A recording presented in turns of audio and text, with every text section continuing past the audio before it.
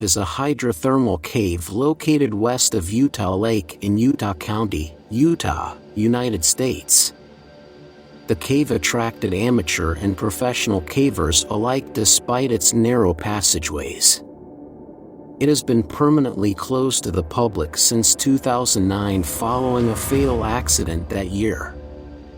Before that, it was popular among Boy Scout troops and college students. The cave, first explored in 1960 by Dale Green and friends, is currently owned by the Utah School and Institutional Trust Lands Administration and managed by the Utah Timpanogos Grotto.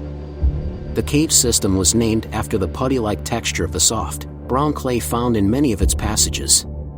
Green originally thought of calling it Silly Putty but later decided Nutty Putty sounded better. The clay-like texture is composed of silicon dioxide commonly found in sand. Because the cave was formed upward with superheated water forming limestone, many additional minerals make up the complex structure. It contains 1,400 feet, 430 meters, of chutes and tunnels and, prior to closure, had been accessible via a narrow surface hole. Before 2009, this cave had 4 separate rescues of cavers and Boy Scouts who got stuck inside the cave's tight twists, turns, and crawls. In 2006, an effort was put forth to study and severely limit the number of visitors allowed inside the cave. It was estimated the cave was receiving over 5,000 visitors per year, with many visitors often entering the cave late at night and failing to take proper safety precautions. The cave's popularity had caused excessive smoothing of the rock inside the cave to the point it was predicted a fatality would occur in one of the cave's more prominent features, a 45-degree room called the Big Slide. A gate was installed on May 24, 2006, and the cave was temporarily closed. In early 2009, proper management was established and an application process was developed to ensure safety precautions were being met.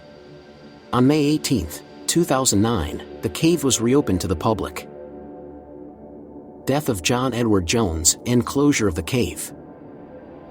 On November 24, 2009, 26-year-old John Edward Jones became stuck and died in the cave after being trapped inside for 27 to 28 hours. Jones and 3 others had left their party in search of the birth canal, a tight but navigable passageway with a turnaround at the end. Jones entered an unmapped passageway which he wrongly believed to be the canal and found himself at a dead end, with nowhere to go besides a narrow vertical downward fissure. Believing this to be the turnaround, he entered headfirst, then became stuck wedged upside down. The fissure measured 10 by 18 inches, 25 by 46 centimeters, and was located 400 feet, 120 meters, from the entrance of the cave. A large team of rescue workers came to his assistance. The workers set up a sophisticated rope and pulley system in an attempt to extricate him, but the system failed when put under strain, plunging Jones back into the hole. Jones ultimately suffered cardiac arrest and died due to the strain placed upon his body over many hours by his inverted, compressed position. After rescuers concluded that it would be too dangerous to attempt to retrieve his body, the landowner and Jones' family came to an agreement that the cave would be sealed, with his body inside as his final resting place, and as a memorial to Jones. Explosives were used to collapse the ceiling in the Ed's push passageway of the cave close to where Jones' body was. All entry points to the cave were permanently sealed by filling them with concrete, making the cave system inaccessible to prevent a similar tragedy from occurring in the future. Some cavers opposed the cave's closure. Facebook community groups petitioned to save the cave but failed.